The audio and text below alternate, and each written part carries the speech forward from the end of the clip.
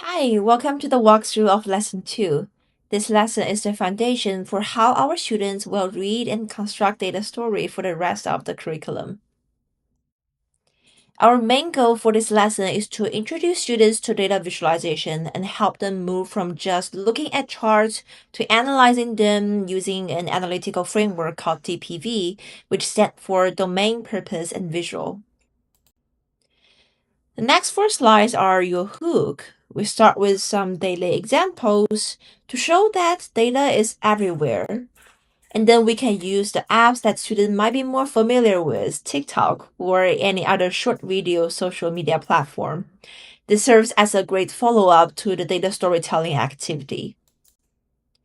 Every like, every scroll, and even every comment is a data point. You can use these slides to show them that their digital life is actually a gold mine of data.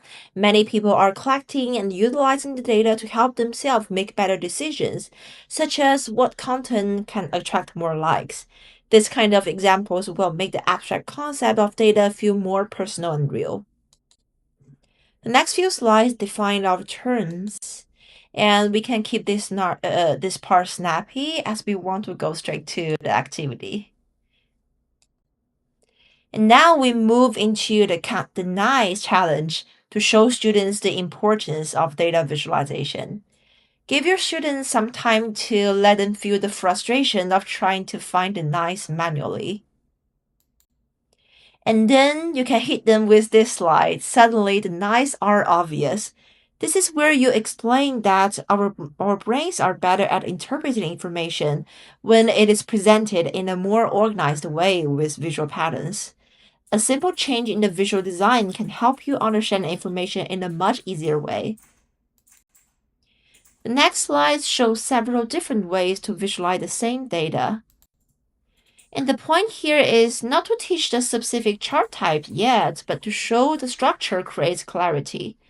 Visualization is an aid for cognition.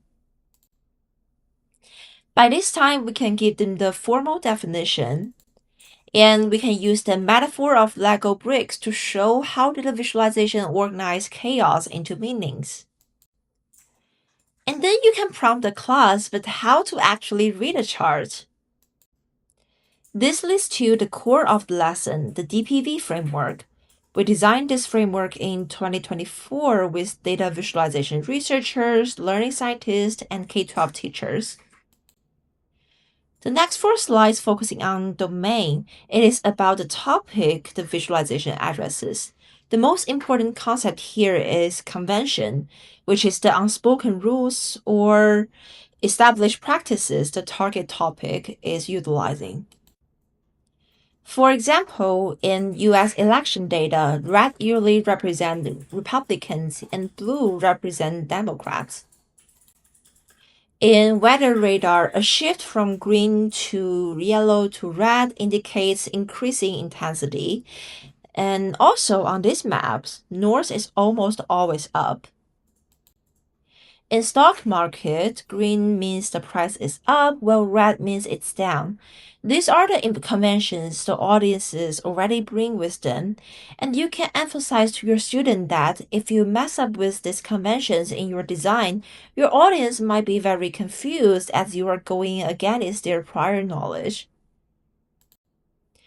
Now we move to purpose. We categorize almost every chart into four big idea types. Here it's also important to note that one chart can sometimes serve multiple purposes. And this slide shows the same dataset used for Count the Nice challenge and show that the chart on the left is more effective for comparing the counts for each number. Next is composition. This is the part 2 whole story. Think pie charts and static bar charts. Again, you can use this slide to show that the chart design on the right now shows the composition of the whole data story more effective than the left one. So for the same data set for different purposes, you can organize your data in different ways. And then we have distribution. This is about the shape of the data. Where are the clusters? Where are the gaps? It is not about the total number, but about how the data is spread out. Finally, relationship. This is about connection. Does one variables affect the other or not? Also, you can use this example to show students how to look for correlations on scatter plots. We've reached the final piece, visual. This is where the visual design connects directly to the data. You can ask your students with this example, which storm looks worse? The data is actually from the same date and same location, but the color choice on the left with more red make it feel more urgent. Similarly, look at this election map. Does the red area means more vote or just more land? This teaches students to be critical and look deeper than just the surface colors. But think about what the visual actually represent and how a design change can manipulate the takeaway an audience may have. These examples show that designer has the power to shape the story. You can end the lesson with this reminder: design choices matter. Encourage your students to practice this framework on real-world news or social media posts. So overall, in this class, we have talked about the definition of data and data visualization and why data visualization is important.